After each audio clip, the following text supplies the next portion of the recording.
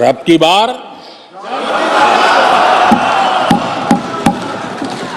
पूरा देश कह रहा है, अब की बार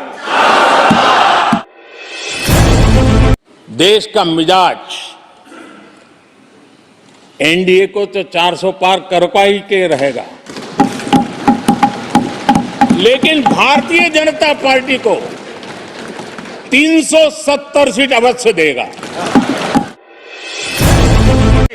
देश देख रहा है, देश देख रहा है, एक अकेला कितनों को भारी पड़ रहा है। अब की बार 370 पार, अब की बार 400 पार, ये सब नारे फिलहाल मेन स्ट्रीम मीडिया और भाजपा समर्थकों के मुंह पर है।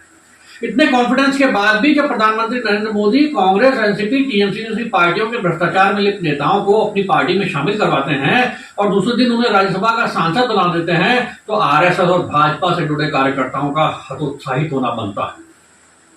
वो सोचने लगते हैं कि हम इतने दशकों से पार्टी के लिए जी जान लगा रहे हैं, इसके बाद भी प्रधानमंत्री मोदी और शाह दूसरी पार्टी के भ्रष्ट नेताओं को भाजपा में लाकर पद क्यों दे रहे हैं। वो ये पूछने लग जाते हैं कि आखिर इनकी तपस्या में ऐसी कौन सी कमी रह गई कि अब उन्हें कांग्रेस, एनसीपी, जेडीयू, टीएमसी आदि जैसी क्षेत्रीय पार्टियों के नेताओं के लिए दरिया बिछाने के स्तर पर प्रधानमंत्री मोदी और अमित शाह ने गिरा दिया है। अगर 2014 और 2019 के लोकसभा चुनाव के आंकड़ों का विश्लेषण करेंगे तो अपने आप ये पता चल जाएगा कि आखिर प्रधानमंत्री मोदी ऐसा करने को मजबूर क्यों। पिछले 2 चुनावों के आंकड़ों पर नजर डालने पर यह पता चल जाएगा कि मोदी है तो मुमकिन है कि दावे में कितना दम है। विपक्ष चाहे कितना भी दावा करे कि प्रधानमंत्री मोदी की सत्ता में वापसी ईवीएम की वजह से हो रही है, लेकिन इन 2 चुनावों के आंकड़ों को देख भर लेने से यह स्पष्ट हो जाएगा कि मोदी ईवीएम नहीं बल्कि कांग्रेस और अन्य विपक्षी दलों के फील्ड में जुटकर काम नहीं करने के नकारेपन की वजह से सत्ता में लौट रहे हैं। 2014 में भाजपा ने 428 सीटों पर चुनाव लड़ा, इनमें से 282 सीटें जीती, जीत का प्रतिशत रहा 65.58%। इनमें से 54 सीटों पर वो दूसरे स्थान पर रही, 78 सीटों पर वो तीसरे स्थान पर रही और 14 सीटों पर तीसरे से भी निचले स्तर पर। वहीं 2019 पर नजर डाले हैं तो 436 सीटों पर भाजपा ने चुनाव लड़ा और 303 सीटें जीती। जीत का प्रतिशत था 69.49%। 72 सीटों पर वो दूसरे स्थान पर रही और 31 सीटों पर तीसरे स्थान पर, वहीं 30 सीटों पर तीसरे से भी निचले स्तर पर। 2014 में 78 सीटें ऐसी थी जिनमें भाजपा और उसकी प्रतिद्वंदी पार्टियों का जीत का अंतर कुल मतदान का 10% और उससे भी कम रहा। ऐसी सीटों में भाजपा का गढ़ माने जाने वाले गुजरात, राजस्थान और मध्य प्रदेश में थे। लोकसभा चुनावों में यूं तो जीत के मतों का 20% अंतर से ज्यादा होना भी कुछ मायने नहीं रखता, तो 10% से भी कम जीत की मारने वाली सीटों पर तो 2014-19 में भाजपा को आसानी से हराया जा सकता था। ये वो सीटें थी जहां जीत का मार्जिन 36 वोट से लेकर 50,000 वोटों तक था, लेकिन कांग्रेस समेत अन्य विपक्षी दलों में एक गलतफहमी आ गई थी। वो ये कि फील्ड में मेहनत किए बिना 2019 में मोदी सरकार के खिलाफ एंटी इनकम्बेंसी से जनता अपने आप ही मोदी सरकार को हरा देगी और कांग्रेस और विपक्ष को जिता देगी, लेकिन ऐसा हुआ नहीं। इसके विपरीत भाजपा को यह पता था कि उसकी किन सीटों पर कमजोरी है। उसने वहां के छोटे छोटे दलों के राज्य स्तरीय हित साधकर उन्हें अपने साथ मिलाया और अपना राष्ट्र स्तरीय हित साध लिया।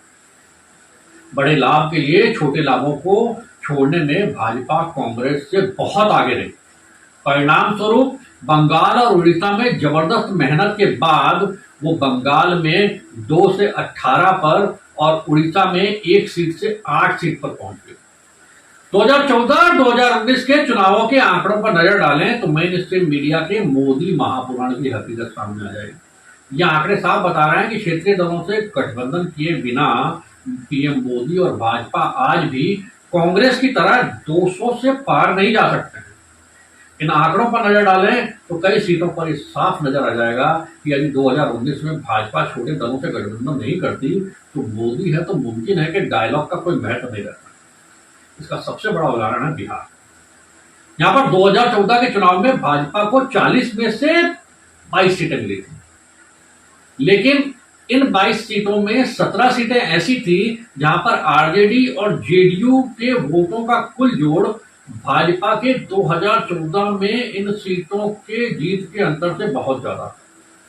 इसलिए वहां पर बार बार धोखा खाने के बाद और नीतीश कुमार के द्वारा प्रधानमंत्री मोदी, आरएसएस और भाजपा को कोसे जाने के बाद भी मोदी शाह को नीतीश कुमार के सामने घुटने टेकने पड़ते हैं। 2014 में बिहार में भाजपा ने अपने दम पर 40 सीटों पर 22 चुनाव लड़ा और 22 सीटें जीती।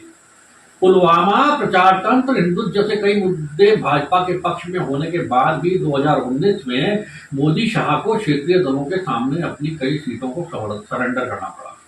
इसकी वजह से जहां 2014 में भाजपा अकेले अपने दम पर बिहार में 22 सीटें जीती थी, उसे चुनाव लड़ने के लिए 2019 में मात्र 70 सीटें मिली।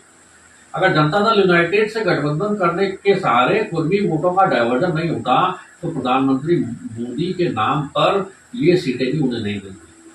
2014 के आंकड़ों पर नजर डालें तो जो 17 सीटों में विपक्ष भारी पड़ रहा था, उनमें से औरंगाबाद, बेगूसराय, बक्सर, दरभंगा, गया, झांझरपुर, मधुबनी, महाराजगंज, नवादा, पश्चिमी चंपारण, पाटलिपुत्र, सारण, सासाराम और उज्जैनपुर जैसी 13 सीटें ऐसी थी जहां पर भाजपा का जीत का मार्जिन बहुत कम। आरजेडी, जेडीयू और सीपीआई के कुल वोट भाजपा की जीत के मार्जिन से बहुत ज्यादा थे। यदि 2019 में भाजपा जेडीयू से गठबंधन नहीं करती तो इन सीटों पर 2019 में भाजपा को जबरदस्त हार का सामना करना पड़ता। यही कारण है कि भाजपा को बिहार में पुरानी बढ़त बनाए रखने के लिए 2024 में भी नीतीश कुमार के साथ की जरूरत है। मोदी शाह को नीतीश कुमार के आरजेडी के साथ जाने पर बिहार खो देने का डर सता रहा था। भाजपा को पता था कि यदि नीतीश कुमार इंडिया गठबंधन में रहते हैं तो मोदी है तो मुमकिन है का डायलॉग बिहार में तो नामुमकिन था। 2024 में भी मोदी है तो मुमकिन है कि तमाम दावों के बाद बिहार में आरजेडी और जेडीयू के एक साथ लड़ने पर मोदी के प्रधानमंत्री रहते हुए भी भाजपा वहां पर 5 सीटों से ज्यादा नहीं जीत सकती। यहाँ के मतदाताओं के जातिवाद और क्षेत्रवाद को प्राथमिकता देने के कारण राम मंदिर, राष्ट्रवाद और हिंदुत्व जैसे चुनावी मुद्दों का आज भी बिहार में कोई महत्व नहीं है।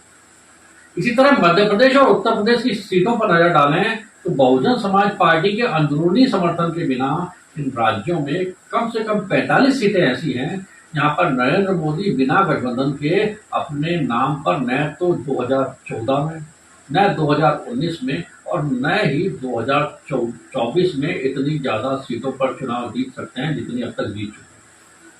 कथित मोदी लहर, पाकिस्तान पर सर्जिकल स्ट्राइक, राम मंदिर के उन्माद के बावजूद भाजपा उत्तर प्रदेश के सुल्तानपुर सीट को 2019 में मात्र 14,526 वोटों से ही जीत गए। इतना ही नहीं, संत कबीर नगर की सीट 35,000, मुजफ्फरनगर की सीट 6,526 वोट, मेरठ की सीट 4,729, कौशाम्बी की सीट 38,722, कन्नौज की सीट 12,353, फिरोजाबाद की सीट 28,781, चंदौली की सीट 13,959, बस्ती की सीट पर वो 30,354 वोटों से जीती, वहीं बलिया की सीट 15,519 वोटों से जीती। बागपत 23,502, बदायूं की सीट 18,454 वोटों के मामूली अंतर से ही भाजपा जीत गई। उत्तर प्रदेश में मोदी है तो मुमकिन है कि हकीकत को बयान करने के लिए मछली शहर की 2019 का परिणाम सबसे उपयुक्त है। 2014 में सीट पर भाजपा के रामचंद्र निषाद 1,72,165 वोटों जीते थे। वहीं मोदी है तो मुमकिन है कि डायलॉग के साथ 2019 में इस सीट पर भाजपा को सिर्फ और सिर्फ 181 वोटों से ही जीत मिली। उत्तर प्रदेश के चुनाव का 2014 और 2019 के आंकड़ों का विश्लेषण से एक संदेश बाहर आता है, वो ये कि मोदी है तो मुमकिन है के बावजूद जहां उत्तर प्रदेश में 2014 में भाजपा ने 42% वोट हासिल करके 71 सीटें जीती थी, वहीं 2019 में 50% वोट हासिल करके 2014 से 9 सीटें कम हासिल की, जो ये दर्शाता है कि उत्तर प्रदेश में मोदी है तो मुमकिन है नहीं, बल्कि क्षेत्रीय शतरफ है तो मुमकिन है हावी। जो लोग चुनावी गणित के जानकार हैं उन्हें पता है कि लोकसभा चुनावों में जीत के 2 लाख तक के अंतर की सीटों को अगले चुनाव तक वो पार्टी फिर से हासिल कर पाएगी, ये कहना मुश्किल होगा। ऐसे में 50,000 से भी कम जीत के अंतर वाली सीटों पर क्या हाल होना है, ये किसी से छुपा नहीं। भाजपा के पास सिर्फ 23 सीटें थी, जिनमें उसकी जीत का अंतर उत्तर प्रदेश में 2019 में 2 लाख से ज्यादा का। वो भी तब जब उसने अपने गठबंधन के सहयोगियों के वोट भी मिल गए। आंकड़े बता रहे हैं कि 2014 की कथित मोदी लहर में गठबंधन सहयोगियों के दम पर 71 सीटें जीतने वाली भाजपा 2019 में योगी जैसा मुख्यमंत्री सर्जिकल स्ट्राइक के बाद भी 62 पे आ गई। यही कारण है कि उत्तर प्रदेश में भाजपा को जयंत चौधरी की जरूरत है। दिन रात मोदी, शाह और भाजपा और आरएसएस की बेइज्जती करने वाले ओम प्रकाश राजभर जैसे नेताओं के आगे भी मोदी, शाह को झुकना पड़ रहा है। सिर्फ 18 से 20 विधानसभा सीटों पर अपना वर्चस्व रखने वाले अपना दल को मनाने के लिए अपनी पार्टी के समर्पित कार्यकर्ताओं के हितों को भी उत्तर प्रदेश में दरकिनार करना पड़ रहा है। राजस्थान में दौसा, करौली, सवाई माधोपुर जैसी सीटों पर डबल इंजन की सरकार होते हुए भी इस बार भाजपा को उम्मीदवार तय करने में दिक्कत आई। यहाँ भी भाजपा और कांग्रेस के बीच दोनों ही पुराने चुनावों में अंतर बहुत ही मामूली रहा, जबकि शेष सीटों पर यह अंतर काफी ज्यादा रहा। भाजपा 200 सीट 2014 में सिर्फ 45,404 वोटों से जीती। वहीं 2019 में तमाम पॉजिटिव फैक्टर के बाद भी यहाँ सिर्फ 71,444 वोटों से ही जीत हासिल कर गए। करौली धौलपुर सीट 2014 में 27,216 वोटों से तो 2019 में सिर्फ 97,682 वोटों से जीती, जबकि राजस्थान के शेष हिस्सों में जीत का अंतर 3 लाख से भी ज्यादा है।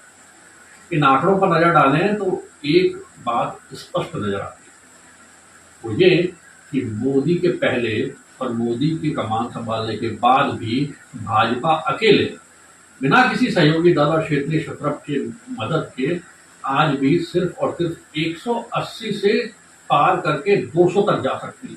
400 पार नहीं, वो भी शहरी सीटों पर। ग्रामीण सीटों पर आज भी भाजपा को अपना पांव जमाने में समस्या आ रही है।